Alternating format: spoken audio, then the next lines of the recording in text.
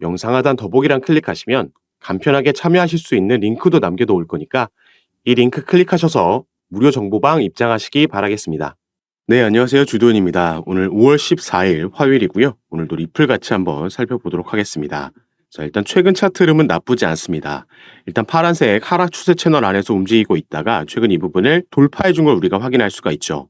돌파 이후에 이 초록색 단기 이평선 라인을 확실하게 뚫어내지 못하면서 다시 어느 정도 내려왔지만 이 채널 상단의 지지를 지금까지는 받고 있는 모습입니다. 그래서 이 지지를 받고 추가 상승력이 나와주면서 단기 이평선 라인 돌파해준다면 우리가 새로운 상승 추세로의 전환을 기대해 볼 수가 있겠고요.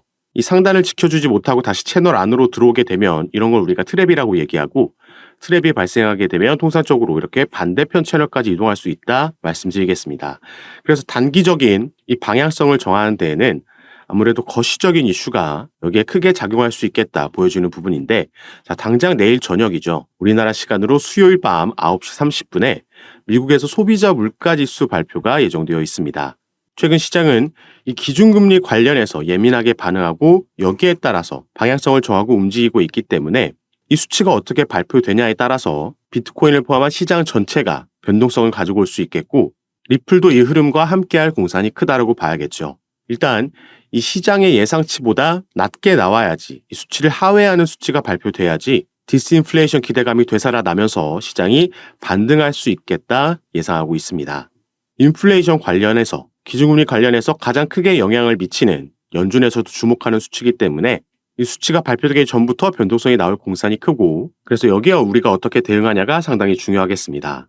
제가 이런 부분 시장의 방향성을 확인하고 구체적인 타점과 비중 안내해 드리면서 대응 도와드리고 함께 매매 진행하고 있으니까 여러분들께서도 영상 밑에 더보기란 클릭하시면 있는 이 링크 통해서 카톡방 입장하시고요. 이런 정보들 받아보시면서 투자 판단에 참고하시면 더욱 좋을 것 같습니다. 자, 그리고 리플 관련해서는 최근에 이런 기사가 나왔었죠. 현재 SEC와 리플이 소송을 진행 중인데 이 소송이 마무리되고 나면 XRP 급등이 가능할까, 이런 내용의 기사가 나왔습니다. 그래서 밑에 본문 내용도 함께 보시면요. 자, 일단 소송이 어떻게 진행되고 있는지도 간단하게 말씀을 드려야겠죠. 작년에 이 약식 재판 판결문이 나왔습니다. 애초에 SEC가 제기한 소송은 리플이 등록되지 않은 증권, SEC의 주장이죠. 이 XRP를 판매했다, 미등록 증권 판매했다라는 걸로 소송을 제기한 거고요. 여기에 대한 약식 판결문에서 이 기관들에게 판매된 XRP는 증권이다, 그리고 개인들에게 판매된 XRP는 증권이 아니다라는 판결문이 작년에 나왔습니다. 그래서 이때 부분 판결이었지만 시장은 여기에 더 주목했기 때문에 급등이 나왔던 거였죠. 그리고 지금은 이 기관들에게 판매된 XRP에 대해서 증권이라는 판결문이 나왔기 때문에 여기에 대한 벌금 협의가 진행 중입니다. 자, SEC는 20억 달러를 요구를 했고요.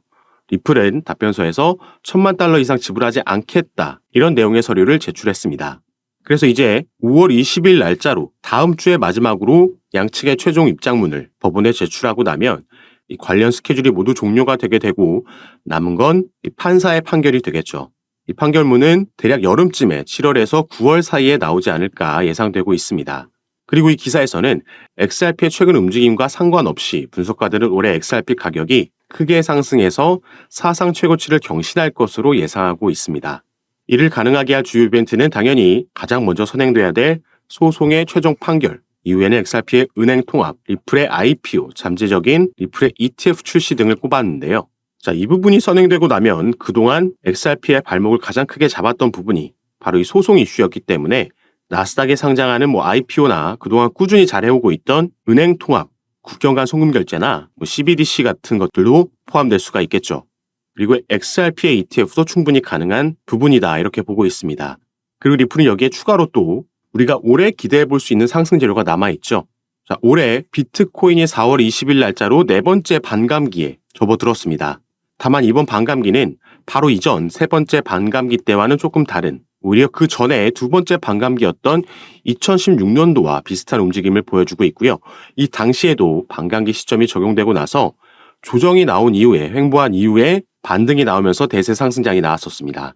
그래서 현재 2분기에는 좀 더 조정을 보여주다가 3분기부터 반등이 나와서 4분기에 그 고점을 찍을 거다라는 예상이 지배적으로 나오고 있는 거죠. 이 시기는, 상승이 나오는 시기는 미국에서의 대선도 맞물려 있는 시기이기 때문에 최근 트럼프가 보여주고 있는 것처럼 이 시기가 다가올수록 암호화폐에 대한, 코인에 대한 긍정적인 부분들도 공약으로 들어갈 수 있겠다 생각해 볼 수 있겠죠. 그래서 이런 것들이 전부 시너지를 내면서 상승력이 나오게 되면 XRP의 가격도 획기적으로 상승할 것이라 보고 있고요.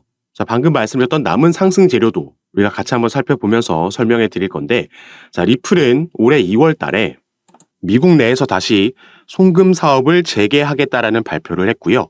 그 후 일주일 만에 스탠다드 커스티디언 트러스트라는 미국 내에서 정부의 인가를 받은 암호화폐 수탁 업체를 인수했다라는 발표를 했습니다.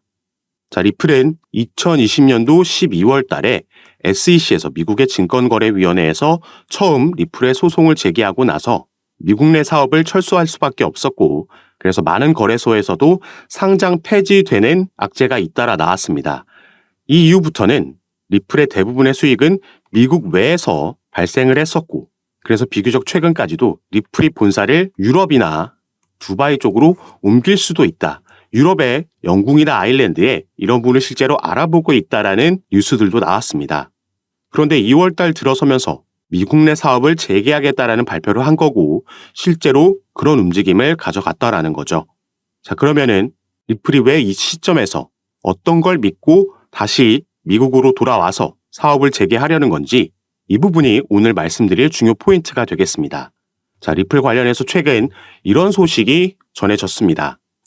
코인리스를 비롯한 국내 매체에서는 크게 다뤄지지 않았기 때문에, 속보로도 전달되지 않았기 때문에 모르시는 분들이 많으신데, 자, 코인베이스라는 미국의 암호화폐 거래소에 리플이 이 선물 시장에 새롭게 상장이 됐습니다. 현물 같은 경우에는 작년에 약시 재판이 끝난 이후에 다시 재상장이 이미 됐었지만, 자, 선물 시장에는 처음으로 새롭게 상장이 된 거죠. 자, 여기서 리플과 코인베이스의 관계를 간략하게 말씀드리자면, 자, 미국에는 이 디지털 커런시 그룹이라는 DCG가 있죠. 가장 유명한 암호화폐 벤처 캐피탈이라고 보시면 되겠고, 여기에 설립자이자 CEO 베리 실버트는 제2의 워린 버핏이라고 평가받는 이 암호화폐 업계에서 꽤 중요한 인물입니다. 자, 이 DCG에서 바로 방금 살펴본 코인베이스를 자회사로 소유하고 있고요. 또 이 DCG는 리플의 지분을 보유하고 있는 기업입니다. 이렇게 미국 내 기업들끼리 연관이 되어 있다는 걸 먼저 말씀을 드리는 거고, 이 디지털 커런시 그룹은 코인베이스와 리플뿐만 아니라 그레이스케일도 소유하고 있고, 여러 다른 기업들의 지분을 보유하고 그 중심에 서 있는 기업이죠. 자, 그리고 코인베이스 외에도 최근 미국에서 새롭게 문을 연 거래소가 하나 있습니다. 바로 여기에 나와 있는 EDXM, EDX 마켓이라는 거래소인데요. 이 거래소는 피델리티를 비롯한 미국 뉴욕 월가의 대형 기업들이 함께 만든 거래소라고 보시면 되겠고, 이 거래소에서는 개인들이 아닌 기관들만 거래를 할 수 있게 되어 있습니다. 비교적 최근 작년 6월 달에 6월 22일부터 거래가 시작된 거래소인데, 이 대형 자산 운용사들이 함께 만든 거래소다 보니까 출시 전부터 엄청난 주목을 받았었고요. 이 EDX 마켓이 출범할 당시에 상장이 되고 거래가 가능했던 코인들은 이렇게 단 4개의 코인만 있었습니다. 자, 비트코인, 이더리움, 라이트코인, 그리고 비트코인 캐시, 이렇게 4개의 코인만 거래가 가능했었는데, 자, 이 중 비트코인 캐시는 작년 11월 달에 상장 폐지가 됐죠.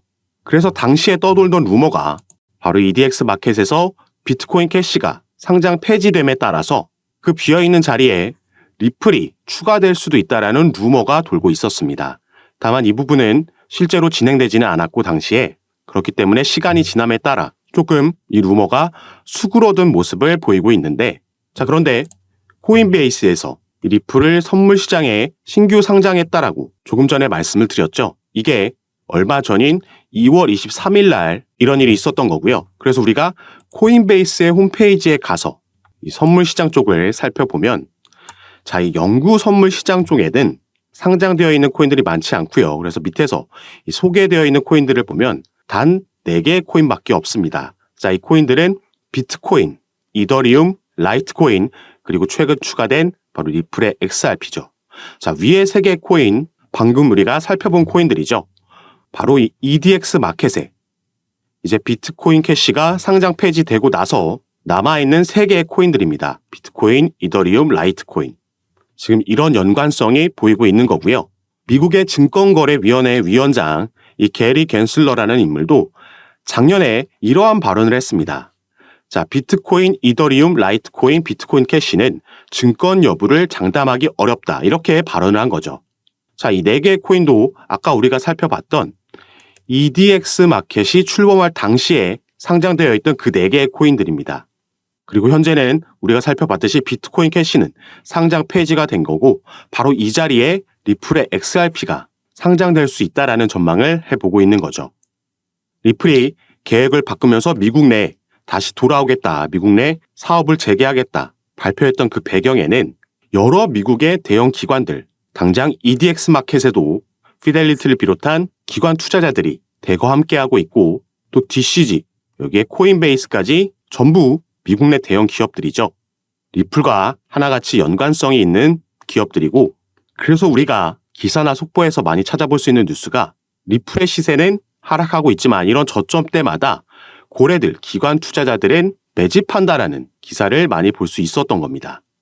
당연히 기관 투자자들은 이러한 주요 내용들이 오피셜하게 뉴스로 발표되기 전에 미리 그 소식을 알 수밖에 없겠죠. 그래서 우리가 다른 코인들에서도 볼 수 있는 게 갑자기 급등하는 코인들이 있는데 왜 오르지 하고 몇 시간 뒤나 다음 날에 이 코인이 어느 거래소에 새롭게 신규 상장된다라는 속보가 그때서야 뜨는 거 많이 경험해 보셔서 아실 겁니다.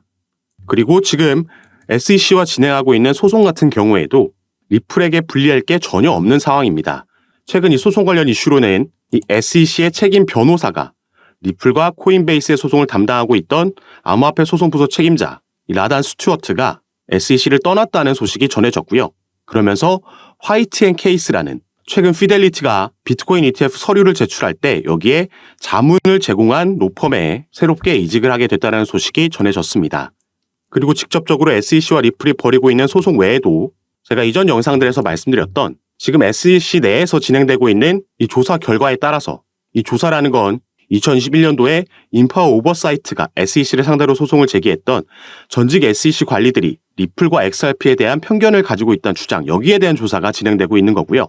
OIG가 이 수사를 진행하고 있는 여기서 불법 행위를 발견하게 되면 SEC는 항소 계획을 종료할 수 있으며 당연히 이건 리플에게 호재로 작용을 할 겁니다. 이것뿐만 아니라 함께 진행되고 있는 SEC와 코인베이스의 소송에서 코인베이스는 현재 SEC가 미국 암호화폐 거래소를 규제할 법적 권한이 없다라고 주장하면서 기각 신청서 모션 투 디스미스를 제기를 한 상황입니다. 그리고 이 부분은 언제든지 법원 판결이 지금 나올 수 있는 상황인 거죠. 이 소송을 관장하고 있는 판사는 이미 양측의 구두 변론까지 다 들은 상황입니다. 이 두 가지 변수 모두 리플에게 긍정적으로 작용할 수 있는 부분이고 또 올해는 미 대선까지 있기 때문에 이 이후에는 SEC 위원장 게리 갠슬러는 상당히 높은 확률로 교체될 가능성이 있다라고 보여주고 있죠. 그리고 오늘 중점적으로 살펴본 이 EDXM 상장 이슈도 어마어마한 호재로 작용할 수 있습니다. 그래서 이 당시에 작년 6월 달에 EDX 마켓이 출범됐을 때 여기에 상장돼 있던 4개의 코인 당연히 엄청난 상승력 보여줬고요. 지금은 상장 폐지됐지만 이 4개의 코인 중 하나였던 비트코인 캐시는 단기간 안에 무려 이 당시에 200% 상승하는 모습을 보여줬습니다.